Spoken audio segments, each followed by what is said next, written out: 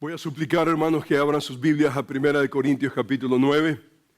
Vamos, hermanos, a regresar a esta porción de la Escritura. Este es 1 Corintios, el capítulo 9. Vamos a aprender por tercera vez. Estamos regresando a esta porción bíblica y me gustaría, hermanos, que tuviéramos nuevamente un contexto de lo que está ocurriendo en esta porción bíblica, y voy a leer, hermanos, a las Escrituras. El apóstol Pablo nos enseña en sus cartas, mientras tanto que voy, dice: ocúpate en la lectura, la exhortación, la enseñanza. Y creo yo que parte de nuestro culto racional, parte de nuestra adoración al Señor es leer las Sagradas Escrituras. Y me gustaría, hermanos, para aprovechar el pasaje que vamos a tratar el día de hoy, me gustaría que observáramos toda la lectura del capítulo el día de hoy. Bueno, vamos a concentrar en el versículo 19 al 23, pero el versículo 19 al 23 tiene un contexto increíblemente rico, y yo deseo que usted pueda poner atención a esa porción de la Escritura. La palabra del Señor dice: no soy apóstol, no soy libre, no he visto a Jesús el Señor, nuestro Señor. No, dice, sois vosotros mi obra en el Señor. Si para otros no soy apóstol, para vosotros ciertamente lo soy, porque el sello de mi apostolado sois vosotros en el Señor. Contra los que me acusan, esta es mi defensa. ¿Acaso no tenemos derecho de comer y beber? ¿No tenemos derecho de traer con nosotros una hermana por mujer, como también nosotros, apóstoles y los hermanos del Señor y Cefas? ¿O solo yo y Bernabé no tenemos derecho de no trabajar?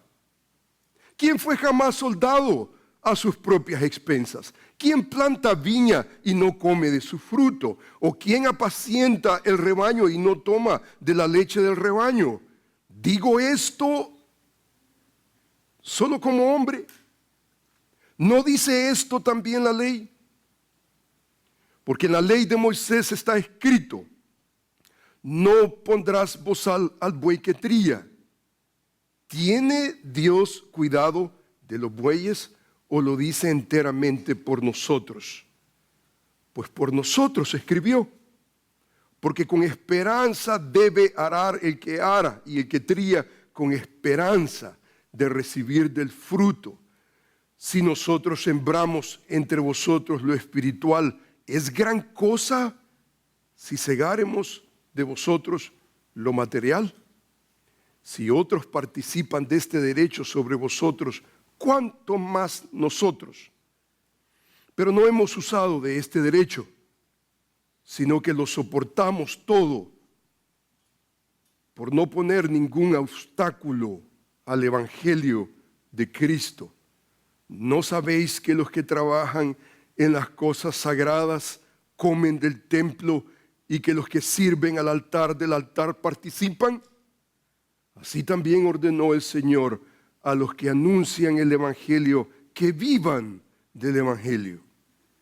Pero yo, de nada de esto, de nada de este derecho apostólico ministerial me he aprovechado, ni tampoco he escrito esto para que se haga así conmigo, porque prefiero morir antes que nadie desvanezca esta mi gloria. Pues si anuncio el Evangelio, no tengo por qué gloriarme, porque me es impuesta necesidad, y ay de mí si no anunciare el Evangelio. Por lo cual, si lo hago de buena voluntad, recompensa tendré. Pero si de mala voluntad, la comisión me ha sido encomendada. ¿Cuál pues es mi galardón?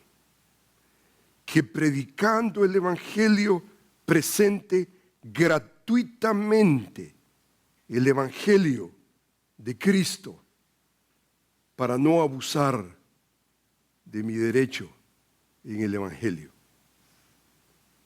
Y aquí viene el pasaje que vamos a tratar el día de hoy. Por lo cual, o como conclusión, siendo libre de todos. Interesante declaración. Que el apóstol Pablo está concluyendo con un gar. Por lo cual, siendo libre de todos, me he hecho siervo de todos para ganar a mayor número. Me he hecho a los judíos como judío para ganar a los judíos, a los que están sujetos a la ley, aunque yo no esté sujeto a la ley, como sujeto a la ley para ganar a los que están sujetos a la ley. A los que están sin ley, como si yo estuviera sin ley, no estando yo sin ley de Dios, sino bajo la ley de Cristo, para ganar a los que están sin ley. Me he hecho débil a los débiles para ganar a los débiles. A todos me he hecho de todo para que de todos modos salve a algunos.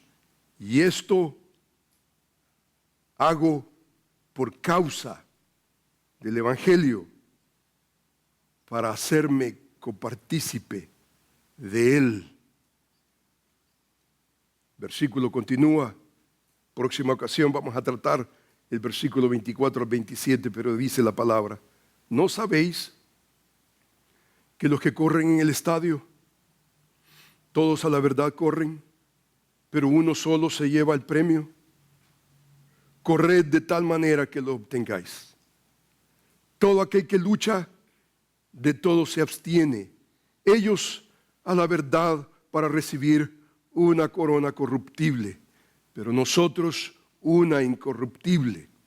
Así que yo de esta manera corro, no como a la aventura. De esta manera peleo, no como quien golpea el aire, sino que golpeo mi cuerpo y lo pongo en servidumbre, no sea que habiendo sido heraldo para otros, yo mismo venga a ser eliminado. Que el Señor bendiga la palabra en nuestros corazones. Oremos al Señor. Amantísimo Padre Celestial, Señor, quiero darte las gracias por lo bueno que tú eres, Señor, en darnos tu palabra. Señor, tu palabra es verdad y tu palabra tiene poder para sobreedificarnos. Y Señor, yo quiero darte a ti el honor y la gloria por, Señor, tus múltiples bondades para con tu pueblo. Gracias porque podemos meditar en tu palabra, podemos regresar a ella y podemos, Señor, suplicar como el salmista lo hacía. Abre mis ojos para ver las maravillas de tu ley. Señor, queremos ver más que gramática, más que historia, más que literatura.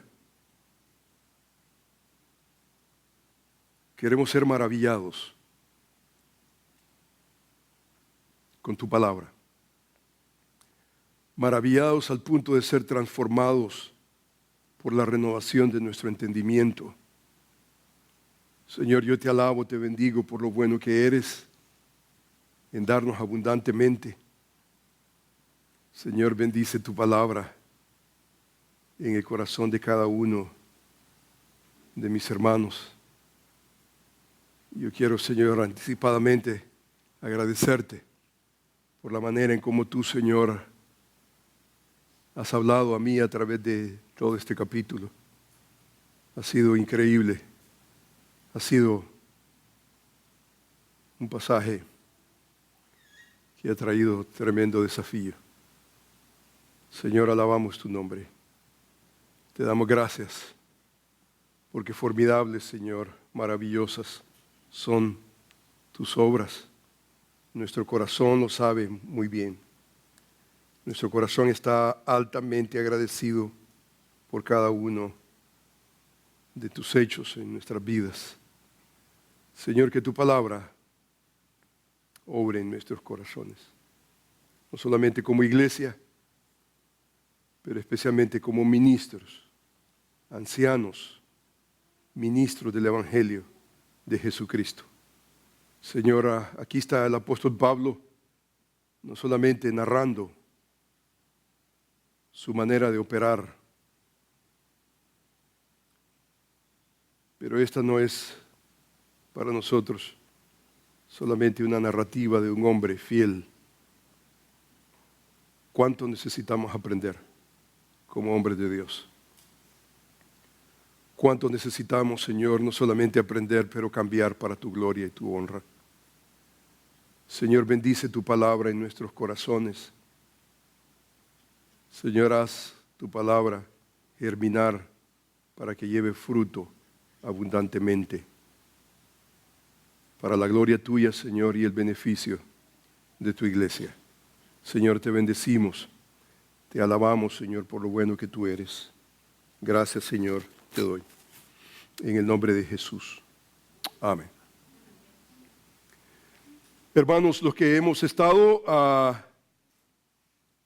en la palabra, en esta porción de la Escritura, creo que hay un problema, hermano, aquí con... Vamos a ver qué es lo que sucede con la tecnología. Vamos a desconectarlo nuevamente. De vez en cuando la tecnología nos falla un poquitito, pero vamos a tratar la manera de recuperar esto. Vamos a ver si ocurre algo. ¿Ven algo ahí, hermanos? Sí, muy bien. ¿Ven esto? Excelente, muy bien. Entonces, hermanos, el capítulo entero lo hemos, hermano, dividido de esta manera. Hemos visto el derecho en el ministerio, hemos visto la libertad para renunciar a nuestros derechos en el ministerio, hemos visto el motivo que está atrás de las decisiones, de las libertades que el apóstol Pablo se toma, y hemos observado también, hermanos, en esta porción vamos a observar básicamente el método, la metodología efectiva que el apóstol Pablo adopta. Esta es básicamente la manera en cómo él hace ministerio. Cuando nosotros entendemos el derecho que tenemos de remuneración económica para el ministerio, cuando entendemos nosotros la libertad que tenemos aún para renunciar con un fin mayor, cuando entendemos nosotros los motivos que están atrás de nuestra manera de operar, entonces el apóstol Pablo incluye una sección, y es la sección desde el versículo 11 al 27. Vamos a dividir nosotros esa porción. En la próxima ocasión vamos a ver del versículo 24 al 27, pero el día de hoy vamos a contemplar el versículo básicamente 19 al 23, y vamos a observar esa metodología que el apóstol Pablo incluye. Y básicamente el método habla de cómo nosotros hacemos las cosas. Cuando hablamos de metodología es cómo nosotros hacemos las cosas. En el contexto del capítulo 9, la pregunta es cómo el verdadero ministro de Jesucristo debería de hacer la obra del ministerio. Esa es la pregunta. ¿Cómo el verdadero ministro de Jesucristo debería de hacer la obra del ministerio? Ahora, hermanos, aquí tenemos en nuestra audiencia no solamente una congregación, pero tenemos también ministros que ya están establecidos, y tenemos ministros que realmente están considerando, allá en su mente, en su corazón, están tal vez considerando el concepto, la idea del ministerio. Y hermanos, yo creo que este pasaje de la Escritura debería de definirnos en una manera concreta.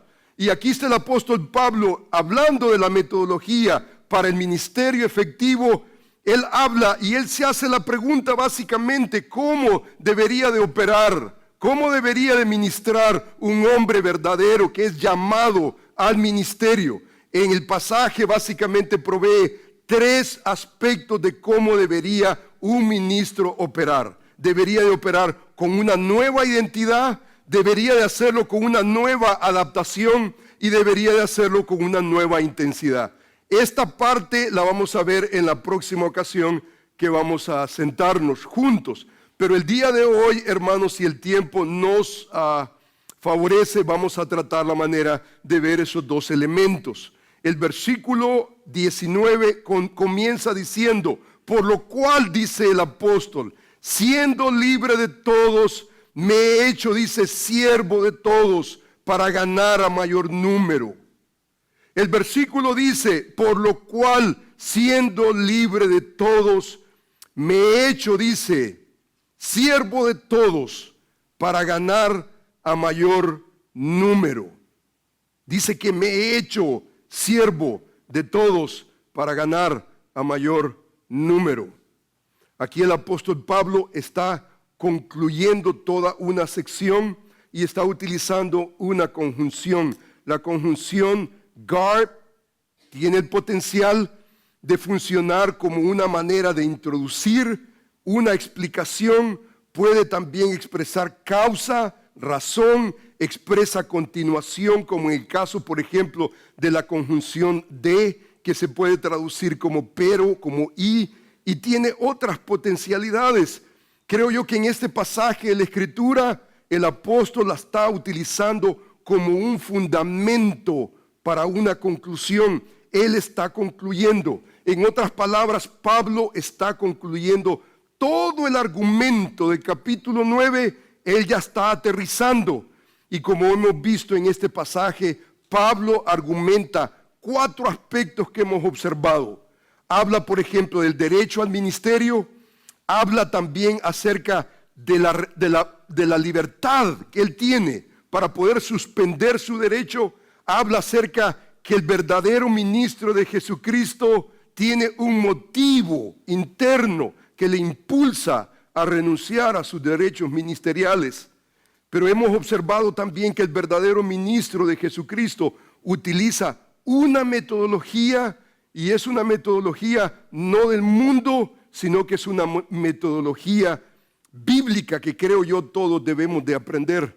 O sea que el método para la efectividad en el ministerio creo que está establecida en este versículo bíblico. Si usted observa, si usted lee el pasaje, el versículo 19, dice el versículo bíblico, dice, por lo cual, dice, siendo libre de todos, me he hecho siervo de todos para ganar a mayor número. Ahora, hermanos, esa expresión por lo cual, si usted se da cuenta, en las versiones modernas, en la Reina Valera, por ejemplo, comienza con un por cual. Pero esto es conveniencia básicamente de la traducción, pero si nosotros nos tocara leer el pasaje en su original, la primer palabra que ocurre en una posición enfática no es la conjunción por cual. La conjunción por cual es por conveniencia de traducción, por sentido de la traducción en el castellano. Pero si usted se da cuenta, en el original aparece la palabra básicamente libre. Libre, libre. Y eso, hermano, no es un accidente. Esto no es un accidente. Porque si usted observa desde el primer versículo bíblico, la pregunta que Pablo levanta es, ¿soy libre? ¿Y cuál es la respuesta a la pregunta de retórica? Sí, Pablo es libre. Pablo es libre. O sea que Pablo no está supeditado absolutamente a ninguna manipulación humana. Él es libre de hacer en conformidad a la voluntad de Dios. Él es siervo de Jesucristo y él entiende eso. Y entonces, si usted observa, él dice en una manera categórica, el interés del apóstol Pablo es abrazar básicamente el evangelio de Jesucristo y que el evangelio de Jesucristo pueda dictar, que pueda influir en la manera en cómo él se ve como ministro del evangelio. Y él dice, soy libre, libre dice. Es más, en el original, básicamente la idea enfática de libre le da la pauta a todo el pasaje, a toda la sección que usted ve en este versículo 19 hasta el versículo 27. Él es libre y él es libre de todos. Pero él dice, me he hecho siervo de todos para ganar a mayor número. Ahora, usted se da cuenta que aquí hay libertad por un lado, pero por el otro lado dice que me he hecho siervo. Y me he hecho siervo, dice, para. Hay una conjunción, hay un propósito, básicamente con el propósito de ganar a mayor número. O sea que el interés del apóstol Pablo no es solamente sujetarse, ser siervo, solamente por ser siervo. Él es libre de todos, dice el pasaje. Él es libre de todos. Pero él dice, me he hecho siervo de todos con un propósito. Y el propósito está definido. A pesar de que él goza de esa libertad, desde el versículo 1 él viene trayendo el argumento y él levanta la pregunta, ¿no soy libre? Y la respuesta es categórica. Pablo es libre de hacer conforme a su voluntad, pero a pesar del derecho que él tiene de recibir, por ejemplo, en el contexto, remuneración financiera de la iglesia en virtud de su ministerio, él ha suspendido ese derecho y él es libre de cualquier persona que pueda controlar su mensaje por la remuneración financiera. Pablo está libre de todos y Pablo establece en esta oración la realidad que él no ha sido esclavo de ningún ser humano y sin embargo él alegremente, voluntariamente ha venido a ser siervo de todos. Aquí la pregunta que surge es, ¿en qué forma voluntariamente y alegremente Pablo ha venido a ser siervo de todos? Especialmente cuando tenemos en consideración, hay iglesias, por ejemplo, hay ministerios donde la mentalidad es, vamos a asegurarnos que el pastor sea pobre, mantenerlo como siervo y él es nuestro esclavo. ¿Qué es lo que está queriendo decir Pablo? ¿En qué forma él voluntariamente ha venido a ser siervo de todos?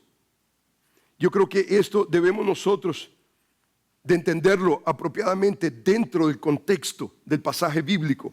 Si usted se da cuenta, estrictamente Pablo dice, Pablo es siervo de todos a la medida que él pueda ganar a otros con el evangelio de Jesucristo. En otras palabras, Pablo no está interesado en ser esclavo de alguien más solamente por el hecho de ser esclavo, solamente por el hecho de ser siervo. No, Pablo es siervo de todos en la medida número uno que él desee ganar a otros. El apóstol no es siervo de nadie en el sentido general de la palabra, dejando que los hermanos lo atropellen y que los hermanos abusen de él, lo traten como un esclavo. En ese sentido, Pablo no es siervo de nadie.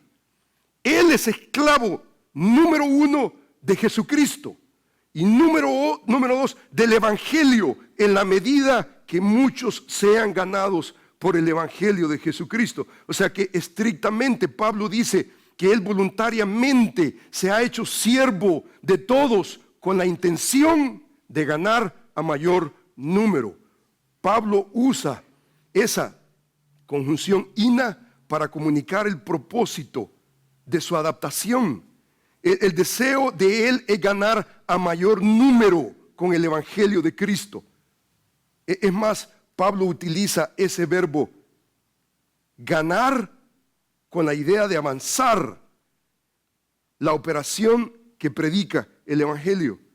Pablo no desea solamente que la gente oiga el evangelio, sino él desea, si usted se da cuenta, la palabra que él utiliza. Él dice, por ejemplo, por lo cual siendo libre de todos, me he hecho siervo de todos. ¿Para qué?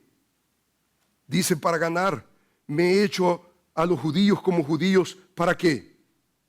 Para ganar a los judíos, a los que están sujetos a la ley, aunque yo no esté sujeto a la ley, como sujeto a la ley. ¿Para qué? Para ganar a los que están sujetos a la ley, a los que están sin ley, como si yo estuviese sin ley, no estando yo sin ley de Dios, sino bajo la ley de Cristo. ¿Para qué cosa? Para ganar a los que están sin ley. Me he hecho, dice, débil a los débiles. ¿Para qué cosa dice? Para ganar. Si usted se da cuenta, 1, 2, 3, 4, en 5 ocasiones Pablo utiliza el verbo ganar. Pero es muy interesante que este verbo ganar, él lo relaciona con otra palabra muy interesante. Dice el versículo, me he hecho a los débiles, dice débil a los débiles para ganar a los débiles. Dice a todos me he hecho de todos, para que de todos modos, ¿qué cosa? Salve. O sea que Pablo está utilizando la palabra ganar, ¿con qué color? Salvar. Salvar. O sea que esto, hermanos, define básicamente la alteración de Pablo. El apóstol Pablo dice, yo me he hecho, dice, siervo de todos, ¿con qué fin?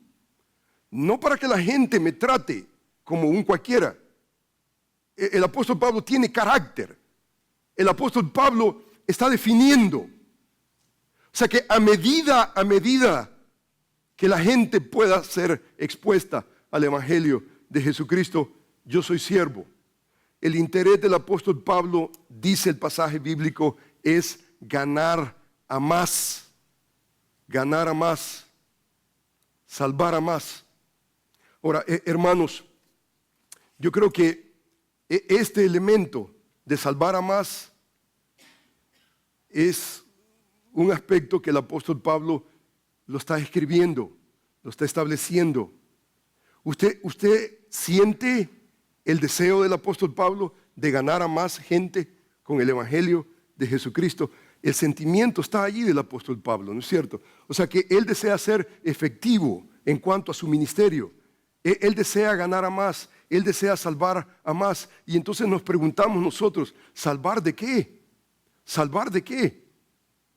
Ahora, cuando usted observa la carta completa, el apóstol Pablo está saturado del evangelio de Jesucristo. Constantemente en todas sus cartas, él habla acerca de la realidad que no me avergüenzo del evangelio porque es poder de Dios para salvar. Salvar. Y la pregunta es, ¿salvar de qué? ¿Salvar de qué? Ahora, yo creo que el apóstol Pablo está poniendo por sentado la efectividad de un ministro. La efectividad de un ministro está en relación a la manera que nosotros entendamos el evangelio de Jesucristo.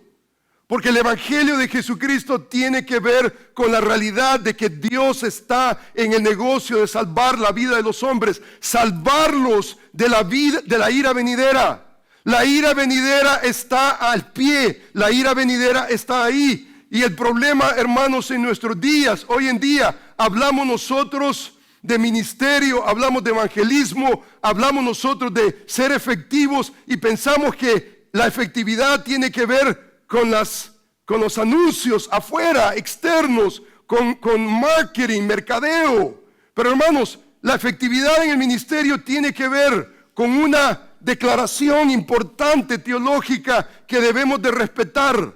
Y hermanos, la posición teológica es: ¿creemos realmente nosotros en el evangelio de Jesucristo? Allí está nuestra efectividad. A medida que nosotros creemos el evangelio de Jesucristo.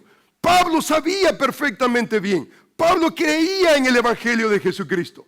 Pablo sabía que el evangelio no tiene que ver con the felt needs, con las necesidades aparentes, sentimentales del hombre. Hoy en día creemos nosotros, hemos rebajado el evangelio a un asunto solamente ordinario, un asunto solamente de resolver problemitas. Y pensamos nosotros que ese es el evangelio de Jesucristo. Es más, hoy en día hay un apogeo increíble sobre la consejería bíblica, y la consejería bíblica que está pasando hoy en día tiene que ver con arreglar los problemitas de la gente.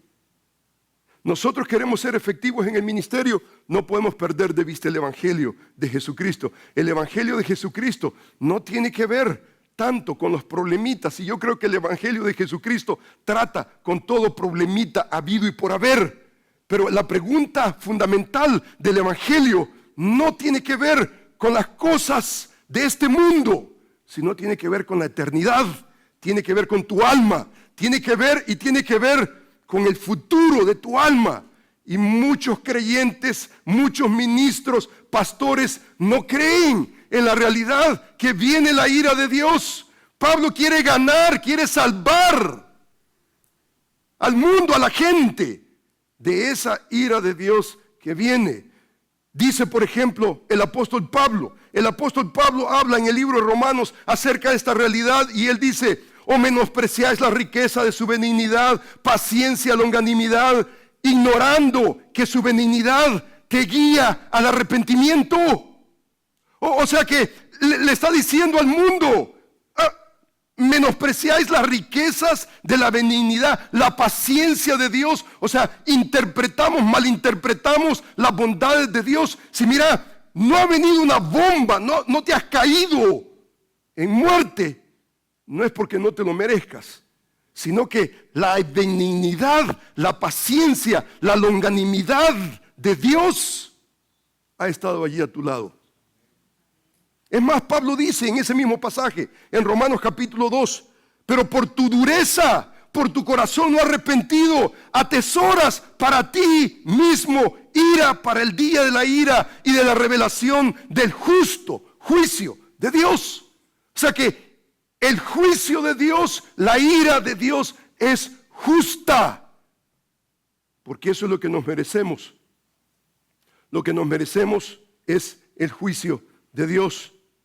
Dice: el cual pagará a cada uno conforme a sus obras. Dice: vida eterna a los que perseverando en bien hacer buscan gloria, honra, inmortalidad. Pero ira, dice, enojo a los que son contenciosos y no obedecen a la verdad, sino que obedecen a la injusticia, tribulación y angustia sobre todo ser humano que hace lo malo, el judío primeramente y también el griego. Pero gloria y honra y paz a todo el que hace lo bueno, al judío primeramente y también al griego, porque no hay excepción de personas para con Dios. La ira de Dios viene. La ira de Dios viene. El infierno es deletreado en las Escrituras. El problema de la predicación hoy en día es que no creemos en el Evangelio. Hemos degradado el Evangelio y hemos rebajado el Evangelio a un asunto terapéutico. Es solamente tratar con nuestros asuntos. Es pensar que un consejero tiene la varita mágica para tratar con los problemas cotidianos, aunque nosotros tengamos que enfrentar la ira venidera de Dios. La eternidad no la hemos establecido. El apóstol Pablo es constante en esta temática. A los hermanos en Tesalónica les dice: esto es demostración del justo juicio de Dios, para que seáis tenidos por dignos del reino de Dios, por el cual asimismo padecemos, dice, porque es justo delante de Dios pagar con tribulación a los que os atribulan, y a vosotros que sois atribulados, daros reposo con nosotros cuando se manifieste el Señor Jesús desde el cielo con los ángeles de su poder en llama de fuego, para dar retribución a los que no conocieron a Dios ni obedecieron al Evangelio de nuestro Señor Jesucristo, los cuales sufrirán pena de eterna perdición, excluidos de la presencia del Señor, de la gloria de su poder, cuando venga en aquel día para ser glorificado con sus santos y ser admirado con todos los que creyeron, por cuanto nuestro testimonio ha sido creído entre vosotros. Para Pablo, el Evangelio no solamente trata con asuntos cotidianos, no solamente problemitas. Esos problemitas que nosotros pudiéramos pensar no se compara con la seriedad del juicio eterno. Y Pablo dice: yo quiero ganar a mayor número. Quiero ganar, dice, a los judíos, a los gentiles, a los débiles, a los fuertes. Él dice: para que de todos modos salve, dice la Escritura, a algunos. Ahora, usted se da cuenta que el apóstol Pablo entiende que no todos van a ser salvos. No todos van a ser salvos. Y esa es una realidad. Pero ¿cuál es la postura del apóstol Pablo? El apóstol Pablo no está pensando, oh, la soberanía de Dios, Dios se va a encargar. No, absolutamente. Pablo no está pensando en esos términos. Pablo está pensando con un celo increíble por ganar a otros para Cristo. El deseo de él es ganar a más, salvar a más. Ahora, es cierto que el vocabulario ganar a más podría concebirse. ¿Quién es el que gana realmente? ¿Quién es el que salva? Yo creo que el argumento no es ese acá. El apóstol Pablo, en una manera categórica, nos enseña que el único que salva es Dios. Y solamente Dios. Pero eso no evita la realidad de que el ministro de Jesucristo, el ministro del Evangelio, tiene una urgencia. Tiene una urgencia por las almas. Tiene una urgencia porque otros puedan no solamente entender el Evangelio, pero responder al Evangelio. Ganar tiene que ver con una transacción. Ganar, no solamente que alguien escuche el Evangelio, pero que alguien venga a obedecer el Evangelio de Jesucristo. Pedro hace exactamente lo mismo que Pablo hace en cuanto a la argumentación de la ira venidera, pero en una manera diferente. Él incluye otros elementos. Dice, por ejemplo, Pedro, por ejemplo, en Primera de Pedro, el capítulo 4, dice, baste ya el tiempo pasado para haber hecho, dice, lo que agrada a los gentiles, andando en la lascivia, concupiscencias, embriagaciones, dice, orgías, disipación, abominables idolatrías. A esto, dice, les parece cosa extraña que vosotros no corráis con ellos en el mismo desenfreno de disolución y os ultrajan. Pero ellos, los inconversos que andan en abominables idolatrías, embriaguez, concupiscencias, lascivias, pero ellos, dice Pedro, darán cuenta al que está preparado para juzgar a los vivos y a los muertos, porque por esto también ha sido predicado el Evangelio a los muertos. Dice, para que sean juzgados en la carne según los hombres, pero vivan en espíritu según Dios. Mas el fin de todas las cosas se acerca. Pedro dice, el mundo no entiende que un creyente legítimo que ha sido trasladado de las tinieblas a la luz admirable no corra en el mismo desenfreno de desobediencia, de rebeldía, de amargura. No entiende. Y dice, y estos os ultrajan. Pero dice que ellos van a tener que dar cuenta. Y Pedro dice, el fin de todas las cosas está cerca. Pablo tenía esa urgencia. Yo te pregunto a ti, ¿tú tienes esa urgencia? ¿Tú tienes como iglesia, nosotros tenemos esa urgencia? El problema, hermanos, del cristianismo hoy en día, muchas veces creamos la mentalidad. Aquí hay dos tendencias. Por un lado, hay iglesias que traen circos y traen jirafas y elefantes y toda la iglesia con tal de traer, y al final del día el evangelio no es predicado. Pero por el otro lado, hermanos, nosotros podemos caer en el grave error. Eso nosotros no lo hacemos, no nos vamos a ese extremo. Pero por el otro lado, ¿sabe la actitud que nosotros desarrollamos? Una actitud careless. ¿Qué me importa? Si el inconverso quiere oír el evangelio, que venga a la iglesia, domingo en la mañana. Si viene el lunes, salado. O sea, una actitud muy pasajera, una actitud muy casual. La actitud del apóstol Pablo en cuanto al evangelio y lo que significa el evangelio, él no es casual. Él no quiere ningún estorbo, ningún estorbo al evangelio. Queremos que el evangelio corra. Es cierto, no todos van a responder al evangelio de Jesucristo, no todos van a venir en obediencia al evangelio de Jesucristo, pero ¿qué es lo que nosotros vamos a hacer? Dice el apóstol Pablo, me he hecho, dice, siervo de todos con un propósito. Y el propósito es ganar a mayor número. Hermanos, en otras palabras, nosotros no podemos ser, digamos, casuales en cuanto queremos ganar a más o menos. No, hermanos, nuestro proyecto, ProTemplo, tiene que ver con esa realidad. Engrandecer, ¿para qué? Para acomodar a más. Y ese celo debería de existir en el corazón de cada uno de nosotros. Todos, no solamente los ministros, pero la iglesia toda debería de tener ese celo de ganar a más. No solamente de ganar a más, pero dice Pablo, me he hecho, dice, siervo. Me he hecho siervo con el fin de ganar a más, con el fin de avanzar el evangelio de Jesucristo en el corazón de los hombres.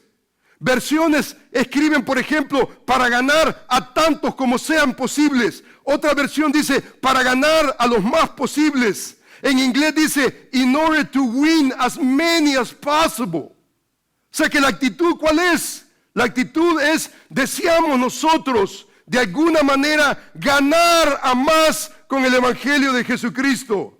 Pablo no quiere solamente que la gente escuche, pero que ganar es una transacción. No solamente han oído el evangelio, han entendido el evangelio, pero han obedecido al evangelio de Jesucristo. No solamente para esta vida, pero para la vida venidera. Pablo no quiere que nada pueda obstaculizar el progreso del evangelio. Nada, ni aún su propia persona. Pablo no quiere que nada sea un estorbo al evangelio de Jesucristo. Y la actitud del apóstol Pablo no es una actitud casual, sino es una actitud de adaptación. Él quiere adaptarse.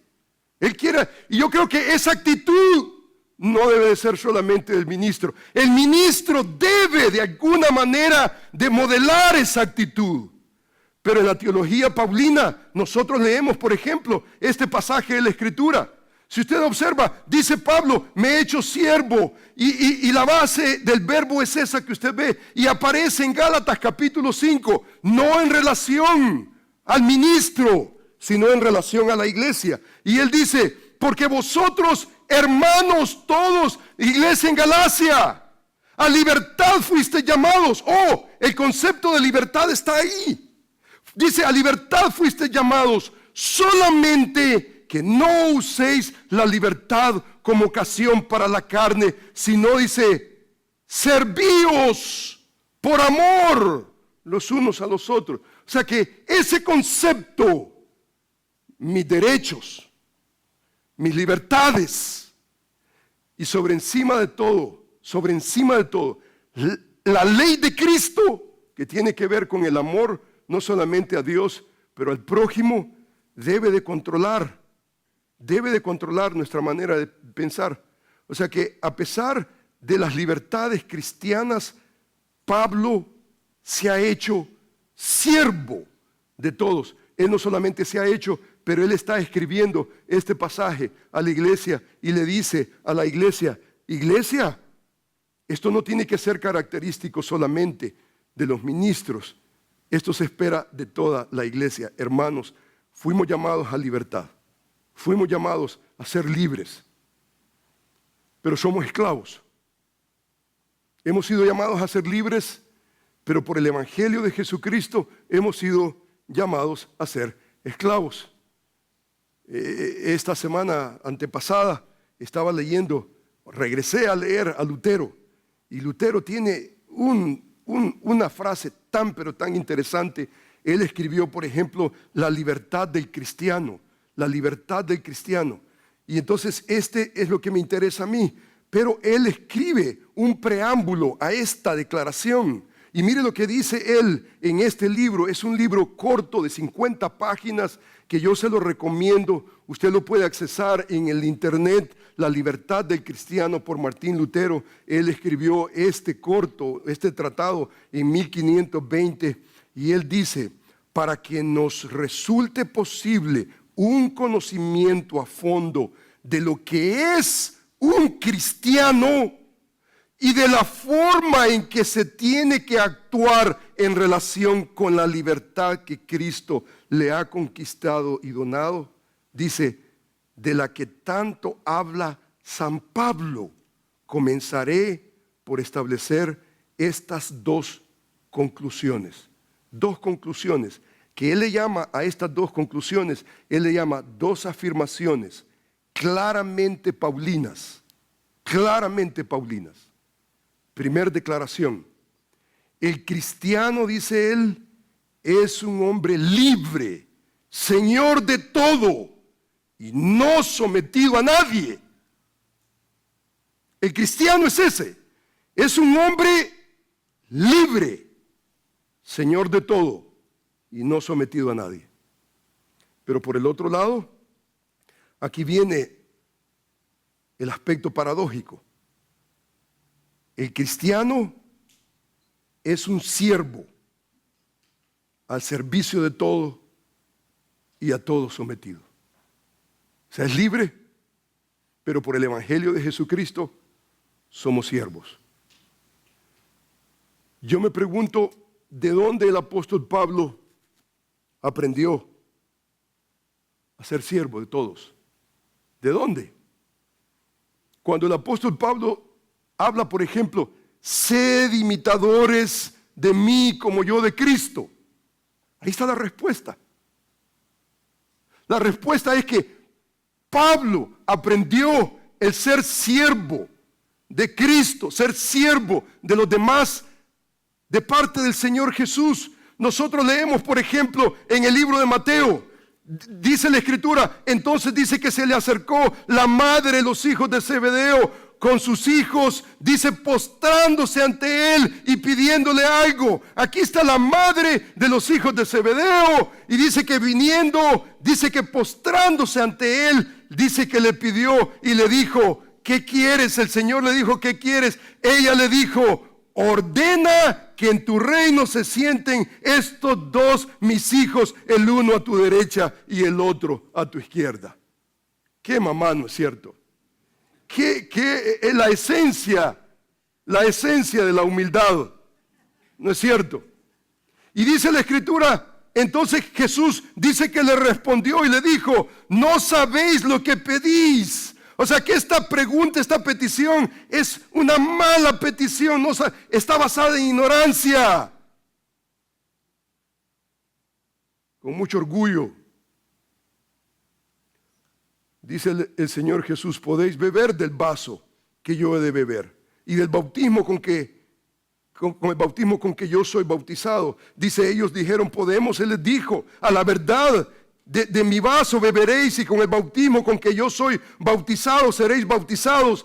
Pero el sentaros, dice, a mi derecha y a mi izquierda no es mío darlo, sino, dice, a aquellos para quienes está preparado por mi Padre. Cuando los 10 oyeron esto, se enojaron contra los dos hermanos. O sea que hay pleito. Yo me pregunto por qué se enojaron. Yo creo que se enojaron porque estos 10 querían el lugar de posición, ¿no es cierto? Ellos deseaban ese lugar de poder. Dice que se enojaron contra los dos hermanos. Entonces Jesús, llamándoles, les dijo, hey, hold it, aquí hay un problema. Aquí, esto no debería de ser. Sabéis que los gobernantes de las naciones se enseñorean de ellas, y los que son grandes ejercen sobre ellas potestad, mas entre vosotros no será así. Entre vosotros, apóstoles, esto no será así. Dice, sino que el que quiera hacerse grande entre vosotros será, dice, vuestro servidor. Diáconos es la palabra, el que sirve a las mesas, el que está dispuesto a servir en las cosas más básicas. Pero dice el versículo, y el que quiera ser el primero entre vosotros será vuestro siervo. Dulos, la misma palabra que ocurre en el versículo 19 del capítulo 9 de Primera de Corintios. O sea, ¿quién es un siervo? Es alguien que sirve a las mesas. No es alguien que está esperando que le sirvan. Dice como el Hijo del Hombre. Como el Hijo del Hombre no vino para ser servido, sino para servir y para dar su vida en rescate por muchos. Hermanos, esto es intensidad. Esto es aprender a verse con una visión. El ministerio no se trata de cuántos asistentes nosotros tenemos, de cuánta gente está ahí para servirnos. En asuntos laborales podemos tener esa estructura y yo creo que en momentos es necesaria. Pero como ministros de Jesucristo estamos dispuestos a servir a las mesas. Estamos dispuestos a hacer lo que sea necesario. No importa lo que sea necesario. No estamos dispuestos solamente a usar el púlpito, una clase, venir y cantar,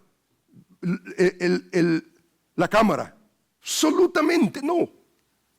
La combinación de la palabra servir, el que sirve, el servidor, vuestro siervo, tiene que ver con una identidad. Nuestra identidad es que nosotros deseamos ganar a más y no vamos a ganar a más enseñoreándonos de las gentes, del mundo, haciéndoles pensar que nosotros somos la gran cosa. Hermanos, no somos la gran cosa. No somos la gran cosa. Somos siervos de Jesucristo. ¿Y qué hacemos nosotros como siervos de Jesucristo? Servimos las mesas. ¿Cómo tratamos nosotros a nuestros hijos? Les servimos, ¿no es cierto? En momentos se merecen nuestros hijos el servicio. Mi esposa y yo, desde el día uno, nos propusimos, vamos a servir a nuestros hijos. Y hasta el día de hoy, eso no ha pasado de moda. Y en momentos nos cuesta, en momentos vemos y decimos, se merece nuestro hijo, nuestra hija, se merece que nosotros le sirvamos. Esto ya no se trata de merecimiento, esto se trata de tu identidad. Tu identidad en Cristo. Tu identidad en Cristo. Hermano, esto debería de destronarnos. Nosotros proyectamos una idea de capataces. Venimos allí y muévanse porque ya llegó aquí, ¿verdad? El mero mero. Hermano, esa no debería de ser nuestra imagen.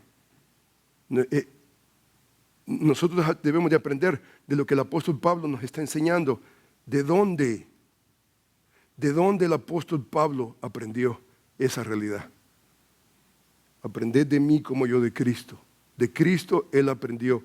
No solamente, dice, como el Hijo del Hombre no vino para ser servido, sino para servir y para dar su vida en rescate por muchos.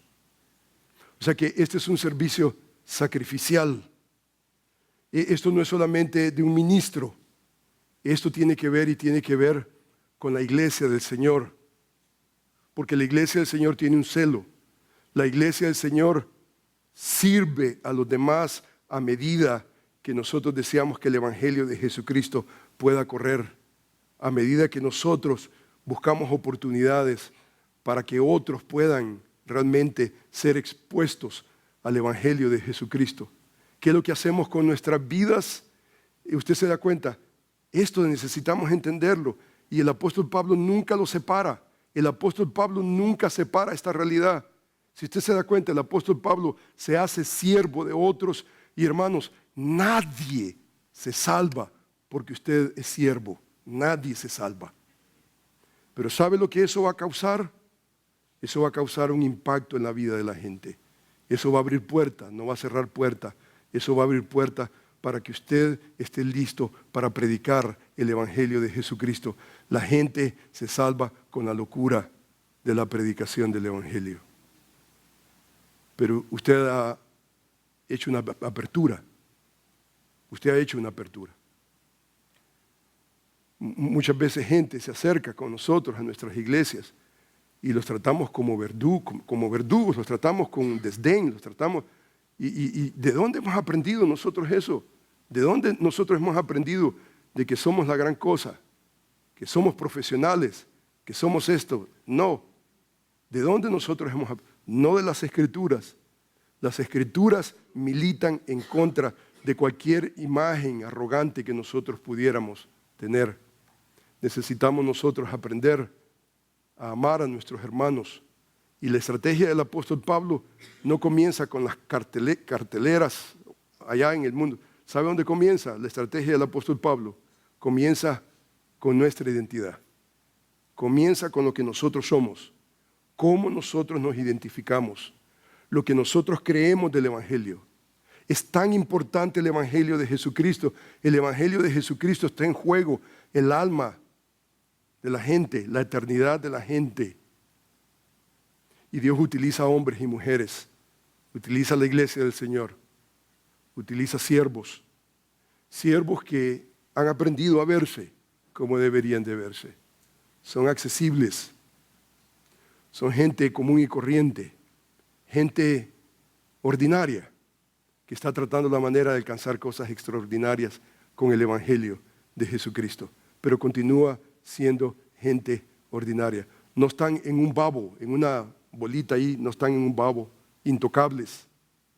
No, tienen la capacidad de estar al lado de la gente y servir a la gente con el fin de ganar la atención para que el Evangelio de Jesucristo sea predicado y ganar a más. Yo le pregunto a usted, ¿cuál es su identidad? ¿Qué es lo que usted cree? ¿Cree realmente usted en el Evangelio de Jesucristo? Si usted cree en el Evangelio de Jesucristo, usted va a orar al Señor y le va a decir, Señor, hazme siervo de todos con el fin de ganar a más. Yo quiero que usted incline su rostro en este momento. Vamos, hermanos, a llegar hasta acá y vamos a decirle a nuestro Dios, Señor, aquí estamos delante de ti con tanta necesidad de ti. Señor, cuánto necesitamos. Ser siervo no es cualquier cosa. Ser siervo es difícil. Ser siervo no es una cosa simple. ¿Cuánto necesitamos tratar con nuestro orgullo pecaminoso? Ese orgullo que nos hace sentir que somos mayores, más grandes, cuando en la realidad no lo somos.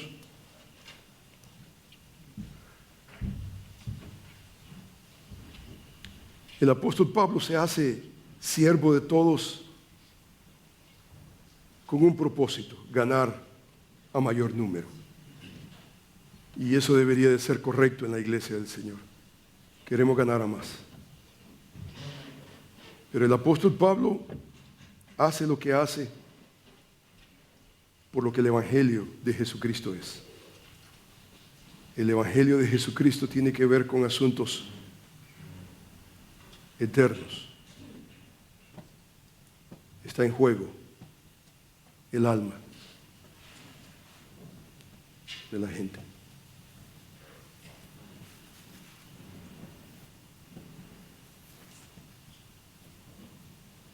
En nuestra audiencia tal vez habrá gente que se ha expuesto al Evangelio de Jesucristo, entiende el Evangelio de Jesucristo, pero ha sido desobediente al Evangelio de Jesucristo. Tal vez usted ha estado aquí en esta congregación por años, tal vez nació en esta congregación y se ha expuesto al Evangelio y usted no tiene duda de entender el Evangelio. Pero como Pedro dice, continúa viviendo en desobediencia.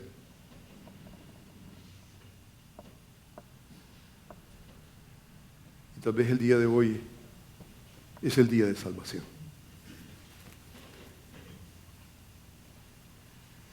Tal vez el día de hoy el Señor está tratando con usted.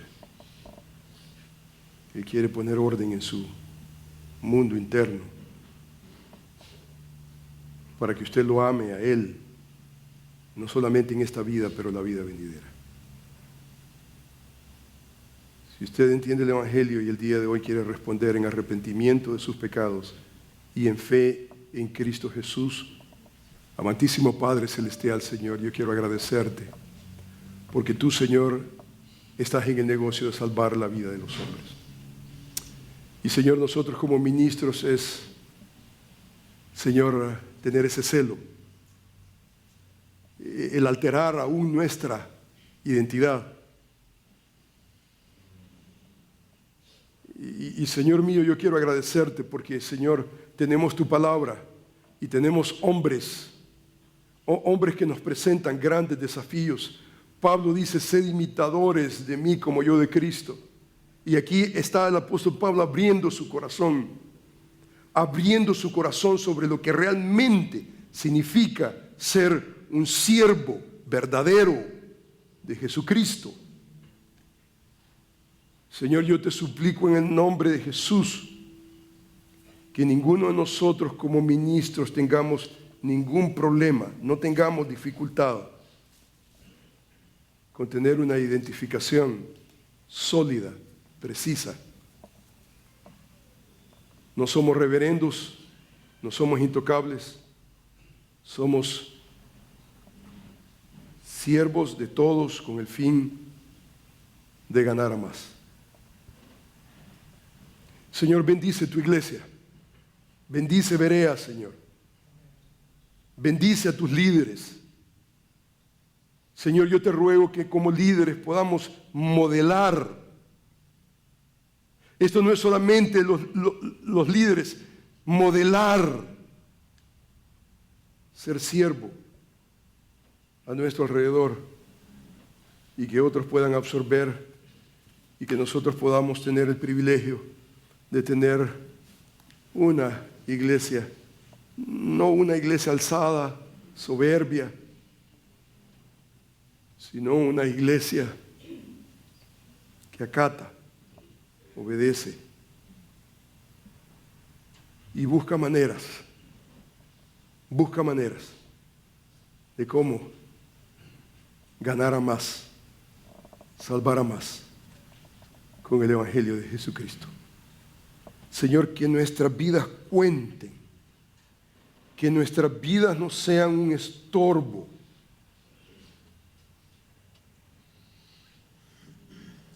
sino que estén habilitadas para que otros se expongan al Evangelio de Jesucristo. En el nombre de Jesús y para tu gloria, Señor. Amén.